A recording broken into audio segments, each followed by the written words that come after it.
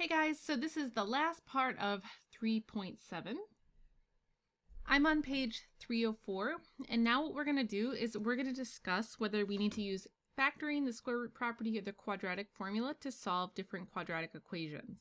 So I'm going to kind of walk you through this to help you get a sense of this before I kind of turn you loose to try this on your own. So by far, factoring is probably the easiest method to use, right? So if you can factor, in general, you're going to want to factor. So for instance, if I look at A here, can I factor this? I can, and this factors as x minus 5 times x plus 1.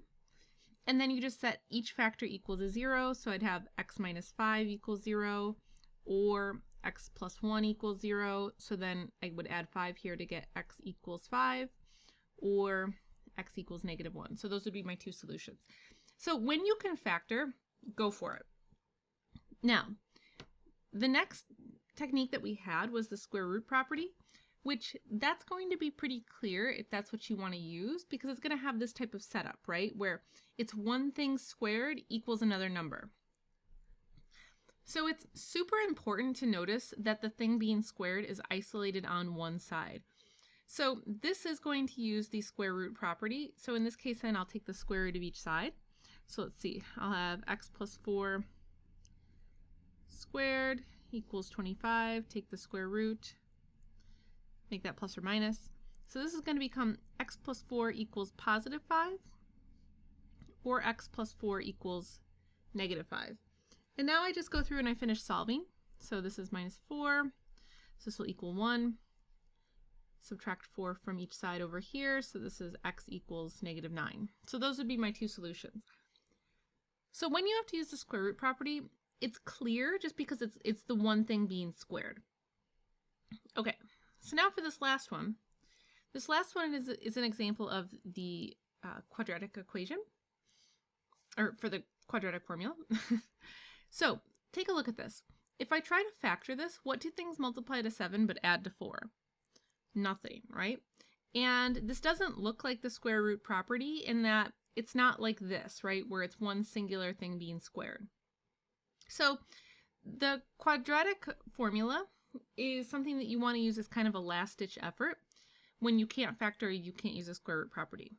So when that happens, then what you have to do is you have to go through and say, what's my A? My A is 1. My B is 4. And my C is 7. Now I'd highly recommend that you pause the video here and try plugging all of this into the quadratic equation and then check your work. So try to work it all out. Hit play when you're ready.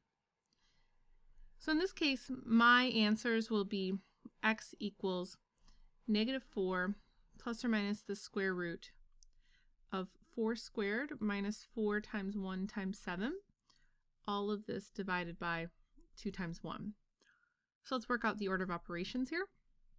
So this is negative 4 plus or minus the square root of 16 minus 21, all of this over 2. And so then I'll get x equals negative 4 plus or minus the square root of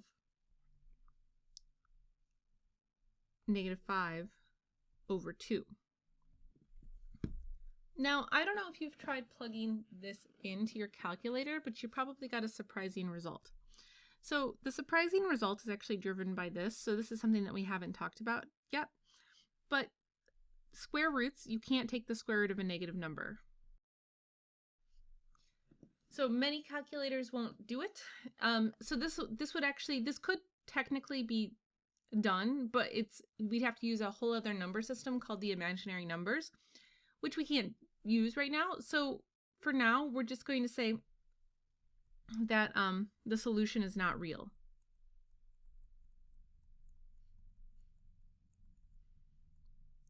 And what that means, it's different from saying the solution does not exist. It's just not real. It requires a different number system that we just aren't going to talk about in this class. So that's kind of the idea behind this. So little plot twist there, but good to mention. Okay, so now what I want you to do is you can use each one of those methods only once. So pause the video and try them on these three. Hit play when you're ready. Okay, So these are a little bit trickier, I will tell you that. So in looking at this, you might notice, oh, hey, I've got this squared thing here, right? So this part here is squared, but it's not isolated. So you could totally get it isolated if you just subtracted off the 2 first. So then I would get 2x minus 3 squared equals 81. And now I can take the square root of each side. So take the square root, remember this will be plus or minus, so I'll just break this off into its 2 cases. So this will be, this equals 9 or negative 9. Okay, so now I just solve for x. So here I'll go ahead and add 3 to each side, so I get 2x equals 12. Divide both sides by 2.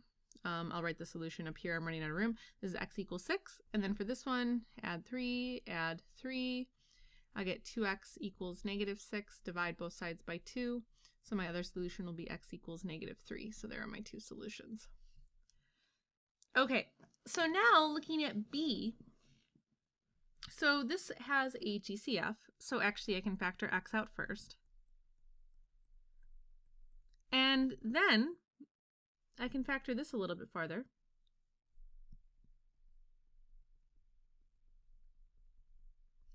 So now I have 3 solutions.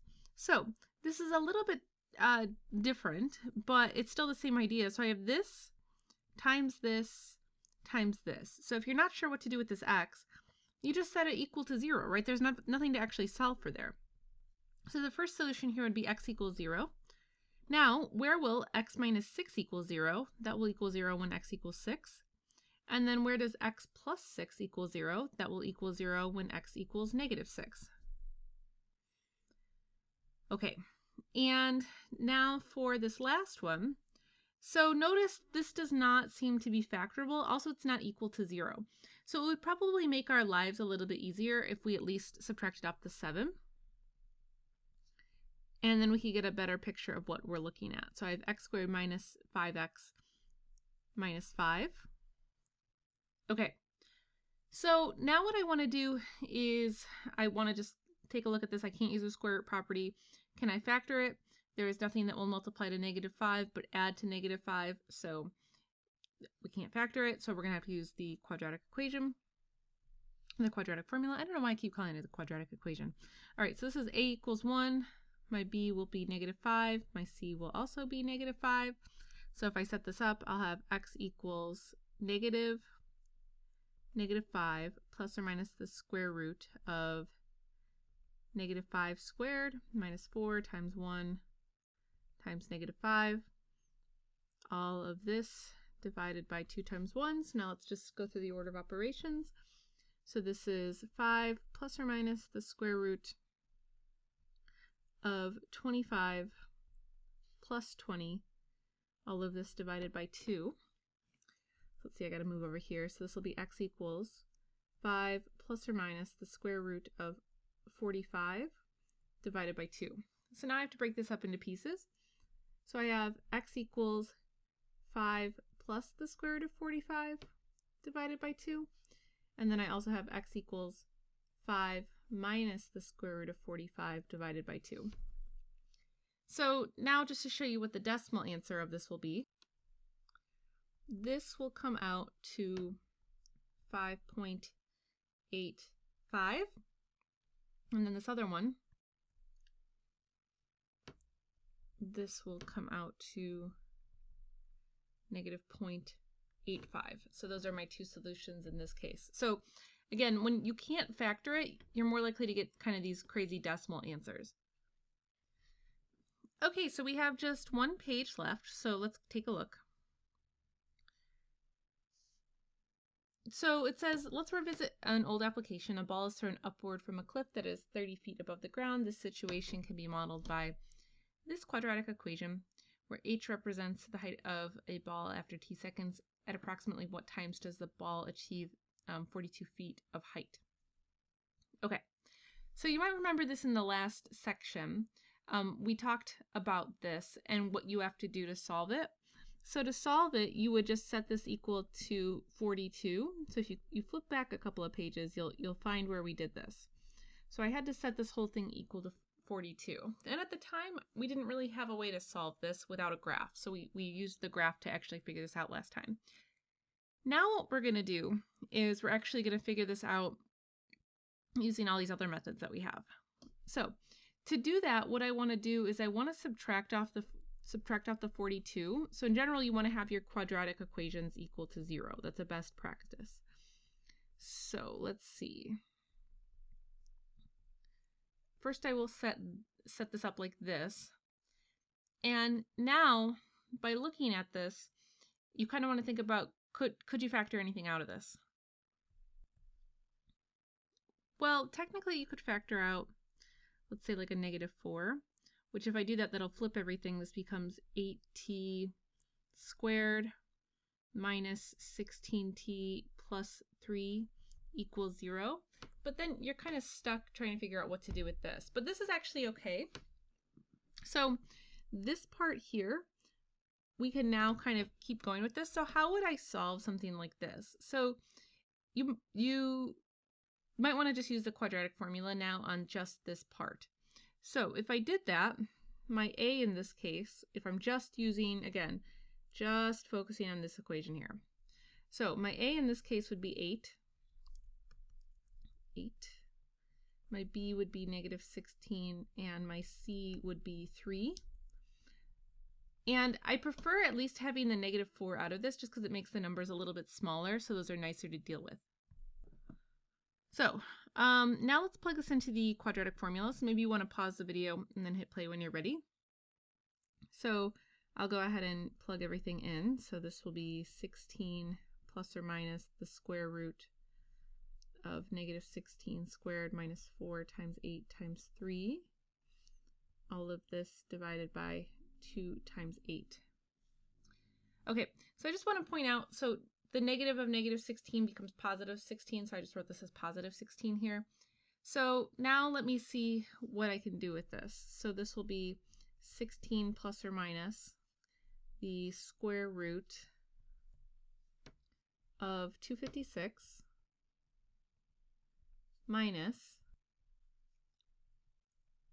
96, all of this divided by 16. Okay, so let's see. I will just continue this down here, I guess. So this is 16 plus or minus the square root of 160 divided by 16. And so just now in the interest of space, I'm going to just tell you what the decimals should come out to. So you should get that x equals 1.79. Let's see, maybe I'll give myself just a little bit more space. X equals 1.79, or x equals 0.21. Now, if you go back to our graph, this was in the last section that we talked about this, you'll see our old predictions. So this is in seconds. So we did actually talk about when we threw this ball, there would be 2 points in time where the ball would go up to 42. So I said it would go up to 42 and then it would come back down. So like there was like this line going over this way. So those 2 points in time now, this first point is this 0.21 seconds. And then this next point would be this 1.79 seconds. So those are kind of the two points that we found, but now we have a much more precise answer. Okay, so we have just one more to look at here. So this is something a little different. So it says you want to create wood frames to sell on your Etsy shop, and the frames need to hold a 12.7 centimeter by 17.78 photo with a wooden border around the frame, and the frame cannot exceed 80 inches squared. Model this situation and determine how many inches wide the frame should be. Okay, so I have a picture. Here's my picture. And right now I have these dimensions of 12.7 centimeters and 17.78 centimeters. But then I'm told that the frame cannot exceed this 80 inches squared. So you can see right away that you're going to have to make a conversion here with the centimeters. So let's start there. So let's use the fact that 1 inch 1 inch is 2.54 centimeters, so that we can convert kind of the dimensions on the photo. So starting with 12.7 centimeters, if I want to convert that to inches, so remember with dimensional analysis, so you want to use this little conversion here, and you want to make sure you set it up so that the centimeters drop out. So if you're going to decide where your centimeters go, on top or on bottom, they have to go on bottom, like this, because this will allow this like kind of opposite relationship so that the centimeters drop out, and then you just fill in the rest of the conversion.